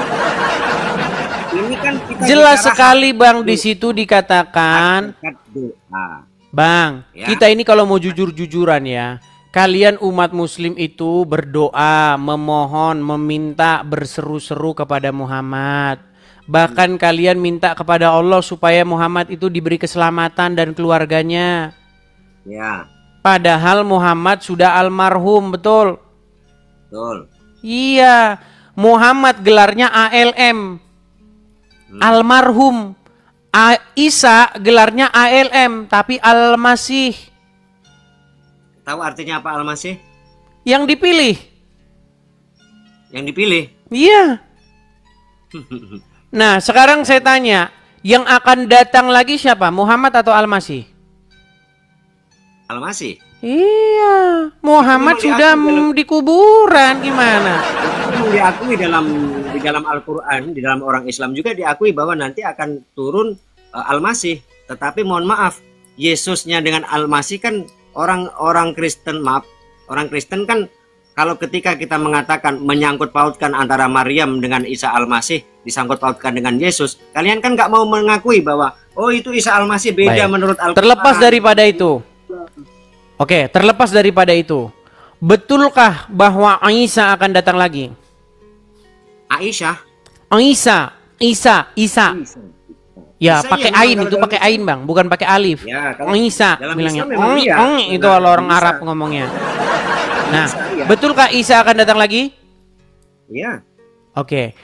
Berarti siapa nabi yang terakhir? Kalau nabi yang terakhir Muhammad. Setelah Muhammad masih akan datang nabi nggak? Tidak. Isa akan datang nggak? Isa kan sudah duluan sebelum Muhammad. Cuman dia karena dia diangkat. Ini ceritanya sama loh bang. Antara Islam dengan Kristen. Soal diangkat Bang, sebentar. Ceritanya sama. Muhammad sudah meninggal. Betul. Masih akan adakah nabi yang akan datang? Ya kalau datang ke sini lagi. Ya secara arti, secara implisitnya iya. Betul. Oke, berarti ada nggak nabi yang datang setelah Muhammad? Ada datang ke bumi Namanya lagi. siapa? Isa. Berarti siapa nabi yang terakhir? Kalau nabi terakhir dilihat dari kedatangannya. Ya Isa. Nah, berarti nabi yang terakhir siapa? Itu bang. Bukan. Begini. Dengar dulu penjelasan Jadi orang. bang, makanya saya bilang bang, saya pernah dulu dengan seorang wanita diskusi kayak begitu bang. Tapi dia jujur mengakui, ini video saya masih inget banget, Saya dulu masih Kamu buka bukannya nggak TikTok, mengakui. yang Dengerin. nonton tuh Saya bukannya 130 orang. Bentar bang. Saya kan sudah bilang kan, kalau melihat berdasarkan kedatangannya yang terakhir, nanti kan Nabi Isa datang lagi itu. Berarti Nabi yang terakhir datang nanti ke dunia ini ya memang Nabi Isa. Tetapi untuk saat ini, saya pernah ngobrol dengan seorang wanita ya. Ini saya zaman-zaman saya buka TikTok masih awal-awal dulu, yang nonton masih 136 orang. Nih, perhatikan. Pertanyaannya gini, kalau Muhammad Nabi terakhir, kenapa Nabi yang akan datang malah Nabi Isa? Ya karena Nabi Isa belum meninggal. Oke, setelah Muhammad masih ada Nabi nggak? Enggak, kan terakhir Muhammad. Oke, terakhir. Tapi nanti akan datang Nabi Isa nggak? Iya, di Al-Quran kan kayak gitu. Oke, berarti yang terakhir siapa? Ya tetap Muhammad. Iya. Gimana sih logikanya nih? Logikanya gimana? Coba ulang. Setelah Muhammad nanti akan ada Nabi lagi, namanya Isa. Berarti yang terakhir siapa? Isa. Nah gitu dong. berarti terpatahkan dong bahwasanya Muhammad Nabi terakhir. Gak tau lah, pusing saya mah. Pusing. Video itu telah ditonton oleh nih, saya tunjuk ya Bang ya nih. Ini video video sangat berkesan bagi saya karena video itu awal-awal saya upload nih. Ini video itu nih. Ditonton oleh 1,9 juta orang. Video itu saya upload pertama langsung jadi FYP. Langsung banyak orang yang stitch video saya. Muslim banyak yang panik suruh. Banyak yang stitch video ini. Ini balik-balik. Kalau saya nggak panik, Ya, karena saya tahu, permainan kata, permainan kalimat Bang Edis memang saya akui luar biasa. Permainan kata, ya kan? Tapi kalau kita mau mengakui secara jujur, kalau berdasarkan kondisi saat ini ya, saat ini Allah mengutus Nabi yang terakhir itu Nabi Muhammad, yang terakhir, yang diutus. Setelah Muhammad akan datang Nabi nggak? Ini permainan kalimat namanya. Mulai. Mulai. Ingatkan dulu. Karena saya tanya, sebelum ada Nabi Muhammad, Nabi siapa? Sebelum ada Muhammad? Ya banyak nabi-nabi. Bukan, di atasnya persis sepengetahuan Bang Edi siapa? Di dalam Quran nggak ada begitu. Ada. Setelah saya bukakan dalam Quran. Nih, saya bukakan. Memang kalian ini tukang mengedit nih. Di dalam surat As-Saff ya, Surat As-Saff. Ayat yang ke-6.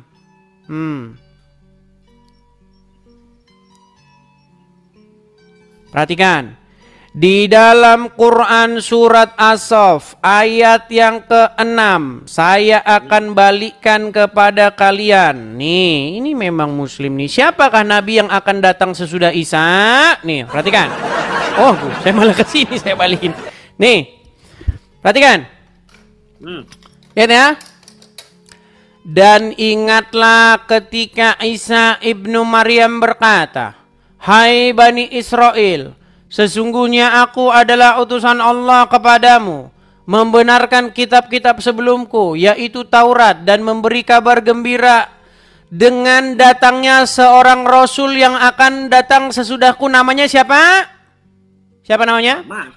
Siapa? Muhammad lah. Muhammad. Ahmad. Namanya Ahmad dipelintir jadi Muhammad. Sekarang saya tanya, di dalam Qur'annya namanya siapa? Ahmad. Ahmad, kenapa dipelintir jadi Muhammad? Ya, terus lanjut aja. Menurut Al-Qur'an, Ahmad ini datang kepada Bani Israel atau datang kepada Bani Arab? Di situ tertulis apalah, baca situ. Perhatikan. Nabi Isa berkata kepada Bani Israel atau kepada Bani Arab? Kalau Nabi Isa ya ke Bani Israel lah. Dia akan menjanjikan akan datang nanti sesudah Isa itu Nabi. Datang kepada Bani Israel, betul? Ya. Muhammad datang kepada siapa?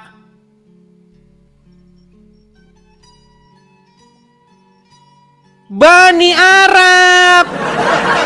Makanya saya bilang, Bang, Muhammad yang benar itu namanya Ahmad, datang diutus untuk Bani Israel, bukan Bani Arab. Menurut Quran surat Ibrahim ayat yang keempat, nih.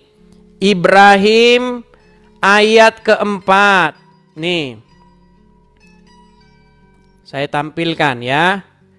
Menurut Quran surat Ibrahim ayat yang keempat, kami tidak mengutus seorang rasul pun melainkan dengan bahasa kaumnya. Jadi setiap rasul selalu diutus berdasarkan bahasa kaumnya.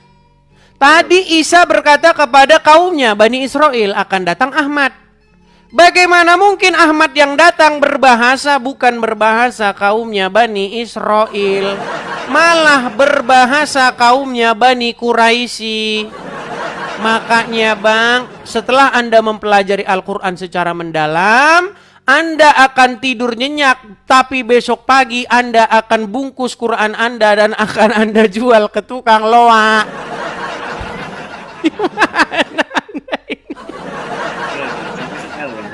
Loh, ini loh lihatnya. Iya, sebentar. Saya coba. Di situ kan dikatakan bahwa rasulnya itu berbicara berdasarkan apa tadi itu? Bahasa kaumnya. Berdasarkan bahasa kaumnya. Karena Nabi Muhammad itu adalah orang Arab, makanya dia pakai bahasanya bahasa Arab. Oke, sedangkan Isa berkata akan datang Nabi kepada Bani Arab atau Bani Israel? Nah, di situ dikatakan Bani Arab apa Israel? Oke, kita kembali lagi ke Quran. Kita bukakan dua anu aja ya. Dua tulis ini karena ada 1, 2. Sebentar ya. Di dalam Quran surat As-Saff ayat 6. Perhatikan. Lihat ke sini Bang, biar enak. Ini sama saja Bang, ini ayat Quran juga. Isa ibnu Maryam berkata, "Hai Bani Israel." Hai orang Indonesia atau hai orang Israel? Israel. Oke, sesungguhnya aku adalah utusan Allah kepadamu membenarkan dan seterusnya. Dan memberitakan kabar gembira dengan sedatangnya seorang Rasul setelahku namanya Ahmad. Dipelintir jadi Muhammad, betul? Nah, sekarang menurut logika Ahmad ini diutus kepada Bani Israel nggak? Kalau menurut perkataan yang ada di situ, seharusnya Bani Israel. Tapi kan di situ Nabi Isa tidak mengatakan nanti dari kaum Bani Israel, tidak. Oke, sekarang merujuk ke sini. Menurut Quran surat Ibrahim ayat yang keempat, kami tidak mengutus seorang rasul pun melainkan dengan bahasa kaumnya. Jadi tidak pernah ada nabi atau rasul yang diutus kepada orang Jerman kalau dia tidak berbahasa Jerman. Tidak ada seorang rasul yang diutus kepada orang Indonesia kalau dia tidak berbahasa orang Indonesia, betul? Ya. Sekarang saya tanya, Muhammad berbahasa apa? Bahasa Arab. Berarti dia diutus kepada orang apa? Orang Arab. Bagaimana mungkin dia diutus kepada orang Arab sedangkan Isa berkata dia akan diutus kepada Bani Israel? Yang diutus itu Bani Israel itu kan Isa, bukan Muhammad. Hai Bani Israel, wahai Bani Israel, akan datang nanti setelahku Nabi namanya Ahmad, betul?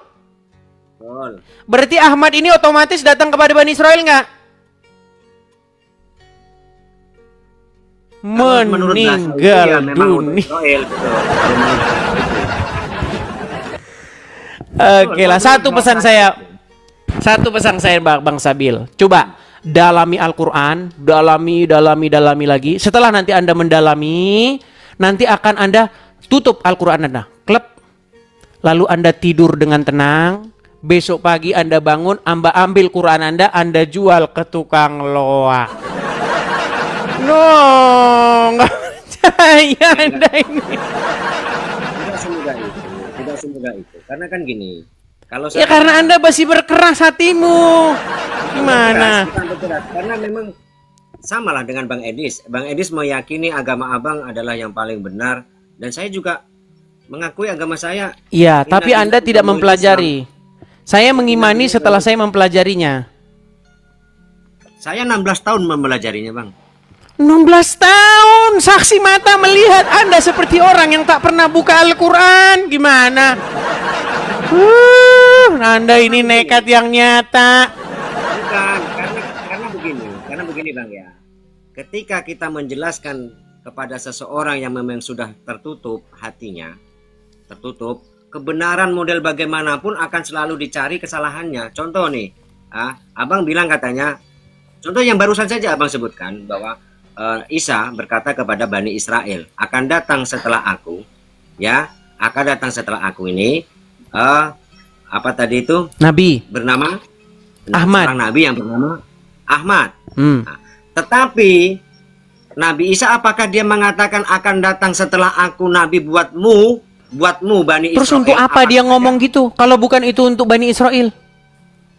Hah? Apa tujuan Isa ngomong begitu kalau itu bukan untuk Bani Israel? Yang namanya Nabi ini kan pasti dikasih tahu kejadian yang akan datang, yang belum terjadi. Bisa jadi. Dia tahu. Oke lah. Makanya dia tidak. Yang kalau saya. Oke lah Bang Sabil. Jangan dipaksakan gini. Sehubungan ini sudah malam ya, orang-orang juga sudah pada tidur, udah mau jam 12 malam ya. Gini. Ya. Gini, Bang Sabil. Walaupun Anda berkeras, tapi percayalah dari 26.500 orang yang nonton di TikTok ini ada orang yang mendengar dan terbuka hatinya. Belum lagi yang di YouTube.